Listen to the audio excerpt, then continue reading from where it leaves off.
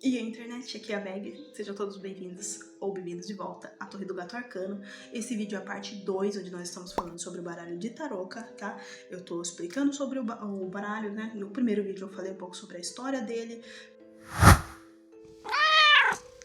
Se você pode ou não ler o baralho de Taroka como um baralho normal. Falei um pouco sobre, né, a diferença, então tem enfim, falei o que eu falei no primeiro vídeo. Se você quiser saber, você volta lá. Se você caiu nesse segundo vídeo, eu recomendo que você assista o primeiro, tá? Porque eu vou partir do princípio que a gente vai continuar aquela conversa. Então, existem 54 cartas no baralho de Taroka. Existem 4 naipes, tá? Então nós temos o naipe de moedas, o naipe de glifo, o naipe de espada e o de estrela. Coisas que você pode fazer, certo? Acredito que eu já tenha mencionado isso, mas não vai aqui. Você pode fazer uma leitura específica para cada personagem, caso eles queiram, caso você queira, além da leitura que a aventura da Maldição de Strahd já, né, te fala para fazer, certo? Que é a localização dos tesouros, do inimigo e do aliado, tá? Você pode. Certo? E nesse caso, se você decidir que você vai fazer, então essa informação aqui vai ser especialmente importante para você. Cada naipe, ele é associado a classe e a um aspecto, vamos dizer assim, certo? O que eu quero dizer com esse aspecto? A coisas que nos tornam humanos, certo? Então, ao invés de dar um exemplo, eu vou partir direto para a explicação. Vamos pegar o primeiro baralho que está aqui na minha mão mesmo, que é o baralho de estrelas, tá? Então, essa primeira carta aqui é o 8 de estrelas. Se você tá com... Opa! Se você tá com o baralho de D&D, certo? O baralho original que eles publicaram aqui na 5ª edição, as suas cartas não vão ter números aqui em cima, tá bom? Ou enfim, embaixo, tá? Faz onde esteja o nome, né? As suas cartas vão ter nomes, tá? O 8 de estrelas é a carta do necromante. Tá? Então, a carta do necromante, ela representa eventos não naturais, obsessões doentias e aqueles que seguem um caminho destrutivo. Tá? Mas talvez mais do que isso, né, porque a gente ainda não está falando das cartas, a gente está falando do naipe. O naipe de estrelas, ele está associado a classes arcanas, né? Então ele tá associado a magos, a estudiosos e, enfim, personagens que valorizem, né, o raciocínio, tá? Personagens que valorizem o raciocínio, mas também valorizem o poder pessoal. Tá? Então, esse baralho, ele representa o triunfo da magia, certo? O mestre desse baralho, ou seja, a 10ª carta, tá? É essa carta aqui. E é o mago, tá bom? Então, o mago é o mestre desse naipe, tá? Caso você queira, caso, vamos dizer assim, tem um mago no seu grupo e tal, e ele queira uma leitura só para ele, você pode, se você quiser, se dar o trabalho, tá?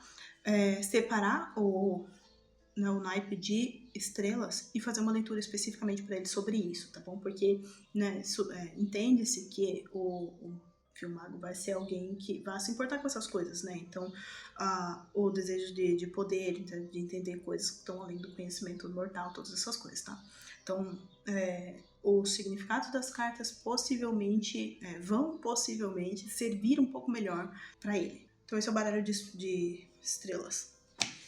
Tá? Em seguida, nós temos o baralho de moedas, tá? Então, o baralho de moedas, ele tá associado ao desejo de ganho pessoal e de ganho material. Ele representa gula, representa luxúria, representa a vontade de ter coisas, certo? Ele também representa... ele pode sugerir o acúmulo de riquezas para benefício pessoal ou para benefício, enfim, do todo. O mestre de moedas, no meu baralho, ele é alguém, certo? Cuidando dessa porta. No baralho original, o nome dessa carta é o Ladino e ele representa qualquer pessoa para quem o dinheiro é importante e representa aqueles que acreditam que o dinheiro é a chave para o sucesso. Então, de novo, se você tem um Ladino ou se você tem um personagem que ele valoriza muito o dinheiro, você poderia usar esse naipe aqui para fazer uma leitura para ele. Em seguida, a gente tem o baralho de glifos. Mas o baralho de glifos ele está associado a clérigos, certo? Ele está associado a divindades, né? Aqueles que servem uma divindade ou servem uma força maior, aqueles que acreditam em uma filosofia mais elevada, vamos dizer assim, tá? Então poderiam ser se você tivesse, por exemplo, um clérigo, você poderia usar essa aqui para fazer uma leitura para ele. Representa também fé, espiritualidade, né? Força interior. tá? É o naipe dos sacerdotes e daqueles que estão associados a essas coisas, tá? Pelo lado positivo, representa força de vontade e dedicação, e pelo lado negativo, ele poderia significar fraqueza de caráter, insegurança, traição aos seus ideais, certo? E crenças.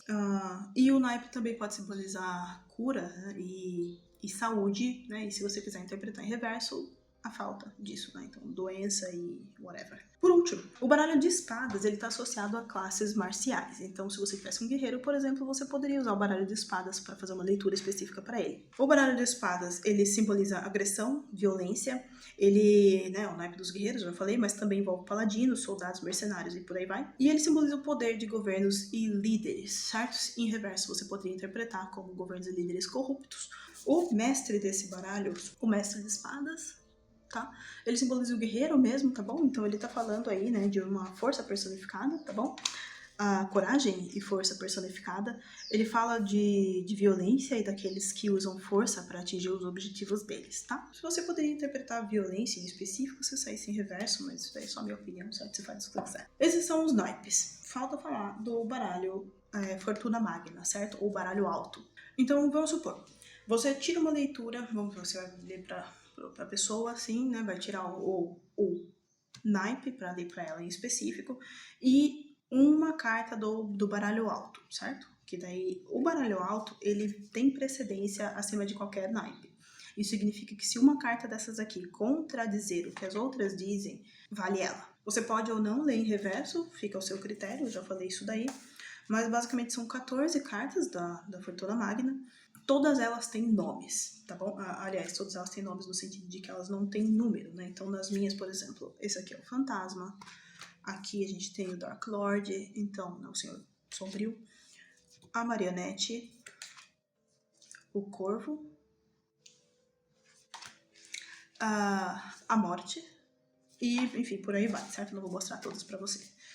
É interessante que o seu baralho da Fortuna Magna esteja separado, porque se você está fazendo a leitura, né, das cartas para a campanha, você vai precisar tirar algumas cartas daqui em específico, tá? Para poder ter algumas das respostas para os jogadores, tá? Então, como eu já falei, em algum momento eu já falei, não vou dizer que foi no vídeo anterior, porque eu já tô perdida.